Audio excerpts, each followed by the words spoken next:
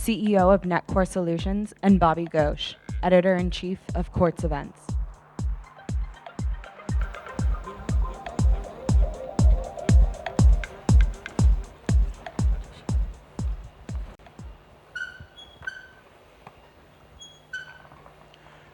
Thank you very much, Rajesh, for joining us. If there's anyone here who's not already familiar with Rajesh, a quick history of your career as an entrepreneur. Rajesh started India's first portal in the 1990s and then sold it at the end of the 1990s for $115 million. I remember what a huge deal that was then. Still a pretty big deal now, but just imagine what that meant in 1999. He then went on to set up NetCore, which is one of India's premier, or is India's premier digital communications company. But you're perhaps better known more recently for your involvement in politics. So let me start, Rajesh, by asking you point blank. You are doing something unusual, which is you're a tech entrepreneur, and the traditional narrative is that tech entrepreneurs want nothing to do with politics because that's in fact the reason they go into technology sector rather than some of the other sectors in the economy is that they want to stay as far away from politics as possible.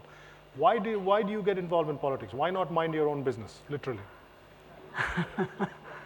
So actually the story goes back about 10 to 12 years.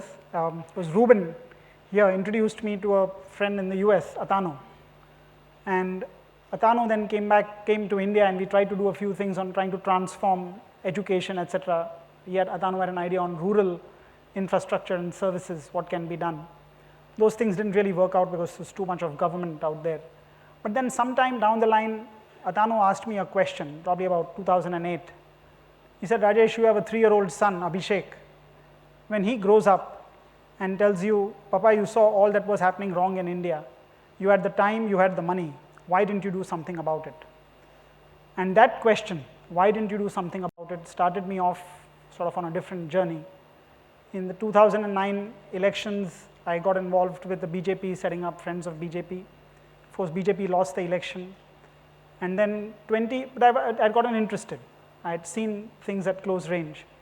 And in 2010-11, I was thinking like an entrepreneur on the political side, saying that what if BJP changed its approach of trying to think about 170, 175, 180 seats in parliament, the next elections when the brainstorming sessions were going on, and instead think of 275.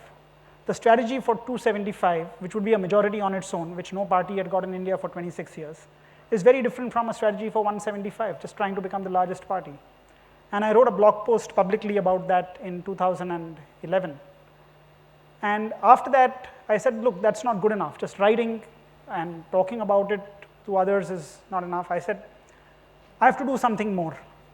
And that's when in late 2011, early 2012, I set up an institutional entity, a company called NITI, New Initiatives to Transform India, to help Mr. Modi in his campaign. I'd met him a few times from 2010 onwards. And I hired 100 people with my own money. We worked from outside. We didn't sort of work outside the direct campaign. We worked in media, data, analytics, volunteering platform, and so on. And the whole thinking was, which has permeated me since then, is that we live in this country. The future is ours. Our children sort of are going to grow up here. We have to make this place a better place. And getting India's politics right, India's governance right, is also our responsibility. We can't just leave it to the political class. In fact, it's people's minds which have to change for the political actions to be different. Yeah, so you said aim for 275, the BJP got more than 275. Yes. You could quite easily have said, okay, that's great, I've done what I set out to do. Yeah. Now I'll let the political class achieve what I want them to achieve.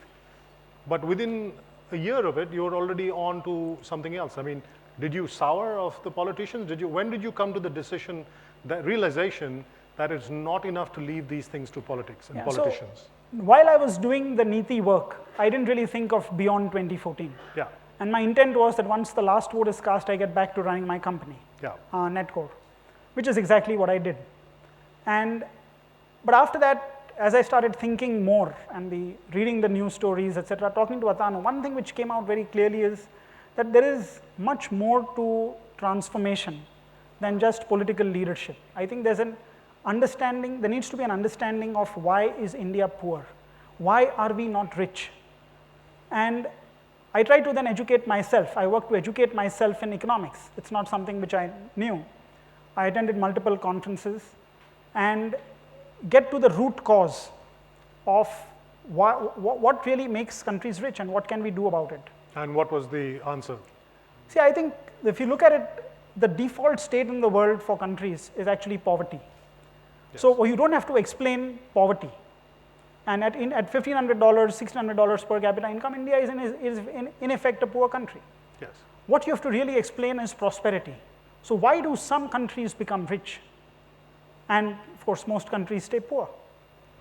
And if you start thinking about it, various, of course, explanations have been put forward by people. And as Atanu and I talked about this, I think one thing which became very clear, and as Atanu, once you start reading, if you don't mind, just sure. explain to the audience who Atanu is. Oh, Atanu is a friend of mine. He's a PhD from Berkeley, lives in San Jose. He's written a book, Transforming India, and he has a blog, Disha, DWSHA.org. Thank you. So he's one of the guys who just sits and thinks deeply about the future. Thank you. So we talk a lot. He's my sort of tutor over the last 10 years in understanding economics better. And one of the conclusions that we reached was that the rules of the game matter. Yes. You know, many people think that, oh, India's population is a problem which keeps us poor and all of these things. It's actually not that. It's the rules. And where are the rules really encoded? And the rules are encoded in the Constitution. So if you look back over the last 60, 70 years, we started in 1947 with a set of rules.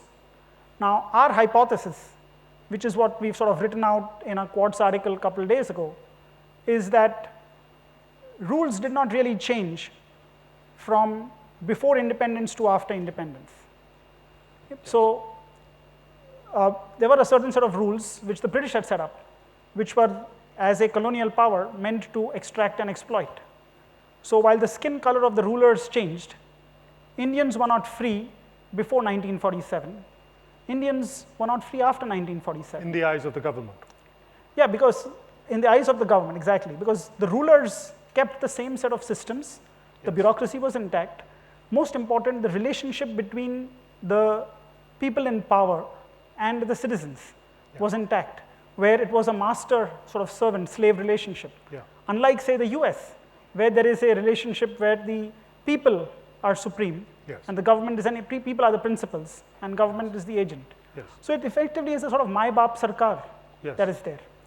And when you start asking the whys, you will get down to the fact that the rules matter. In cricket, for example, if you have one bounce out, you will get a very different set of scores and outcomes.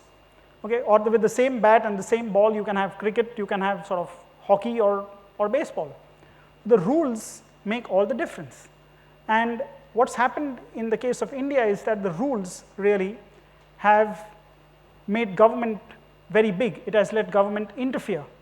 It has taken away freedom from people.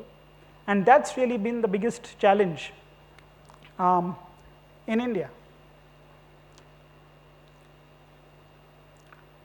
And if you see some of these numbers, they actually tell you the outcome. India has failed to prosper on pretty much every index of development. Whether you look at economic freedom, which of course is GDP. In fact, in 1980, India and China were pretty much at par. India was a little higher than China. Today, China is nearly 4.5 times higher in per capita income, probably multiple times, almost maybe 8, 10 times wealthier than India. So each of us could have actually been 10 times richer. Yeah, but China is not a country that's free. I mean, Chinese people are no more free from their state than Indians are from ours. So what Chinese lack is political freedom. But they do have a lot of economic freedom. There's a very good book by Ronald Coase, How China Turned Capitalist. And Ruben talked about the Shenzhen example earlier today. So it's economic freedom. So while India, we have it's the other way around. We've got political freedom, but we don't have economic freedom. And it's really prosperity that is very important. And if you don't let people be free, if you have government controls, then you are not going to be able to create prosperity. And you see that in Indians who have left India and gone to the US. Yeah. Same people, different set of rules, and people in the US, same Indians have probably a 50, 60 times per capita income than what they have in this country. So you decided that the rules and the receptacle of all our rules is the Indian Constitution. You decided that that is where you wanted to target your attention. That's right. But I'm sure this is true for most people in the audience. I was raised to believe in the Indian education system that the Indian Constitution is a perfect document, is practically handed down from the heavens, that it is flawless, that every country in the world envies our Constitution, and we should be proud of it. Of course, we never read a line from it, but that's how we were trained. Exactly. That's what we were taught to believe, is civics class in class 6, class 7, that this was, next to the Gita, the Constitution. So I don't know how many of you have tried to read the Indian Constitution, but presumably on November 26th, which has now been declared the National Constitution Day, all of us will have an opportunity to open the Constitution and try reading it. It's the longest Constitution in the world. It is. Okay, few hundred pages. It's written in legalese, impossible to sort of understand. Okay? And most important is, it doesn't give us really freedom of speech. If you start reading the clauses, you can speak whatever you want as long as you don't speak anything against the government. There are no property rights, which is one of the foundations of a free country. Explain that. What do you mean by there's no property right? Property rights were there in the original Constitution as a fundamental right. Yes. And down the line, because a lot of amendments were done, and presumably I think the zamindari issue had to be resolved. So they did amendments which basically removed right to property as a fundamental right. And later, in 1978, the Janata government basically just made it a legal right. So you can own property, but if the government decides they want it, Yes. they can have it. It's not a fundamental right. I mean, essentially, one of the pillars of economic freedom, Yes. if you look at pillars of economic freedom, rule of law, Yeah. freedom of speech, right to property, a strong but limited state. I mean, there's very little rule of law in the country. I mean, if you have a contract, if you and I have a contract, Yeah. and you violate it, or I violate it, if either of us has to go to the Indian courts and try and get justice, it's going to take us 10, 15 years. Yeah. I mean, most recently, we've realized that the best way to get money in contracts out is to actually do a public-private partnership with the police department. And you pay them a little bit of money, they'll get the other guy into the thing, and then you can essentially get it. Yeah, but it's also, the Constitution is also is a political document. Yes. I mean, wound with the perfection of the Constitution is the reputation of one of modern India's founding fathers. Ambedkar is one of the holiest of the holy figures in India's history. To question this holy cow, are you not then questioning Ambedkar? So let's hear what Ambedkar had to say. This is 3 and 5 years after the Constitution came into effect. Yeah. And I'm quoting him. And he said this in what is present day Rajya Sabha, the Council of States at that time. So 1953, he said, "Sir, my friends tell me that I've made the Constitution. My answer is that I was a hack. What I did was against my will." Ambedkar. Second, in 1955, "I said that I wanted to burn the Constitution. The reason is this. We built a temple for a god to come in and reside. But before the god could be installed, if the devil has taken possession of it, what else could we do except destroy the temple? We did not intend that it should be occupied by asuras. We intended it to be occupied by the devas. That is the reason why I said I would like to burn it." See, what had started happening, two things had happened. One is that the actual Constitution which came out had 250 out of 395 articles from the British government's 1935 Government of India Act. Yeah. And that was basically a colonial sort of rule, number one. Second is, from 1950 onwards, amendments had started happening. And between 1950 and 78, a large number of amendments were done. Each one chipped away at our freedoms, first by Nehru and then by Indira Gandhi. Yeah. And they were done primarily to inject more government control, socialism. Yeah. In fact, the First Amendment allows the government to discriminate between people. And once you start that, then you're going down on a very slippery slope. And you see some of the outcomes today in the country. So you think now that this document is to be disrupted? you don't trust the politicians to do it by themselves. How do you intend to gather the goodwill of the common man and have them do what exactly? So I believe that we can get a new constitution for India in 5 years, by 2020. It's a crazy idea, it's an insane idea. But if you actually look back 5 years ago at our lives, in 2010, we had a UPA government which never looked like losing and always being in power. We didn't have e-commerce at all. Our shopping methods were very different. We had no Ola, no Uber. A lot of things can change in 5 years. And we've heard some of this early in the morning. Technology can bring in a change, and I'll come to that in a minute. So our approach is fourfold, what I want to do, and work it like a political startup, like an entrepreneur would look at the problem. Number one, in the next month, we will come up with a draft constitution, an alternative document. This is the Indian constitution, this thick. There are some notes in there, I think presumably to help us understand things. This is the constitution of the US with all its amendments, 27 amendments since 1776. Open it up, you can read everything in here. You want to come up with a 10 to 15 page document that everyone will agree on. For example, government must protect property rights. There must be no discrimination between people. There must be freedom of speech. And no ifs, if, then, else's, and buts, which take up hundreds of words, that kind of stuff. But a simple document which can be read by people, people are free to compare. So there's an alternative product that we want to come up with first.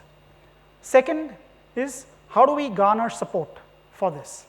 How do we get 100 million people, that's 10% of India's electorate, supporting this as a voting bloc in the next 3 years to make the constitution as the #1 agenda, a new constitution for India as the #1 agenda for 2019, in the 2019 elections which will take place. So get them to come together and say that we are all going to vote, and we are going to vote as one in the next election. There are 15 to 17-year-olds who can be who we have to persuade them to register to vote. Half of them will end up not registering, because that's what we see in the numbers. 18 to 24, there are 8 crore, 80 million people not registered to vote. 15 to 17-year-olds, you add them up, it's another 75 million people who would get registered. There's 155. And they will be eligible to vote in 2019. In 2019. These are the people for whom the rules of the game matter tremendously. If you want to create wealth, you need a different set of rules, so persuade them. So there's a persuasion problem and getting them to support. Third is, build support or build a network of community organizers at the grassroots level, at neighborhood, so who can go out and talk to people. So volunteers who believe in this, 1 million of them across the country. There are 1 million polling booths in India. We need one person there who can go out and help with the outreach. And finally, use an app on people's phones for all the coordination. Yeah, so you're going to create this infrastructure. You're going to let's say you achieve that. You get 100 million people who are willing to vote on the idea of changing the constitution. But who are they going to vote for? The political elite is not changing. You're not proposing to start a political party. You're not saying vote for me. You're saying vote for an idea. If you create a large enough bloc, any political party can say, yes, we support this idea, but how do you force them to actually act on it? Okay, great question, Bobby. I think the first step is, if you look at the voting process itself, the elections itself, 10% of the electorate or any electoral unit is not enough to make someone win, but it can make someone lose. Yes. What does the politician worry about? The single most important worry of the politician is, how do I get re-elected? Yes. Okay, it's not about necessarily transforming India or doing good. Yes. Okay, they are just people like us, driven by their own self-interest, and the self-interest there is, how do I get re-elected? Yeah.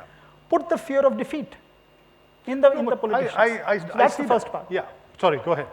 The second part is, I think once you get this into people's consciousness, and that is what we have to do, politicians will react to changing mindset of people. Can I inject a note of skepticism here, which is, everybody, for instance, if you're talking about getting the idea in people's head, everybody agrees corruption is a bad thing. Everybody says corruption is a bad thing. Politicians don't make any change. So what is the solution? We are going after what is the symptom. You have to go after the disease. Corruption is there because there is too much of government control. Okay. Same way, if you look at reservation, we are seeing that debate happening in India today. But what is reservation an outcome of? Reservation is an outcome of shortages. We don't have reservation for mobile phones. True. The political class controls the education seats, and therefore you have shortages. And therefore, I mean, many of them own education institutions themselves.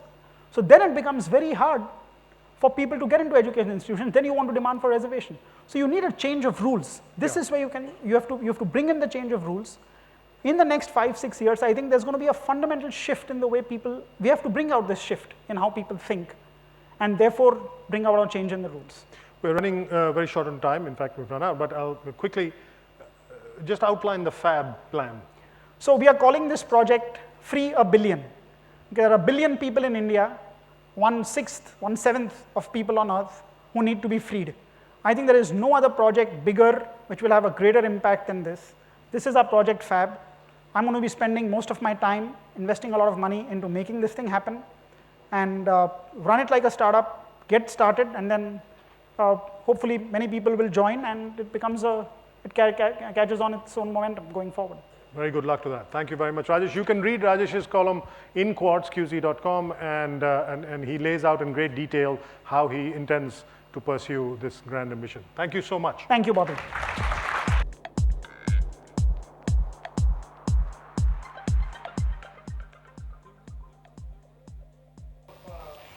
Of the event today.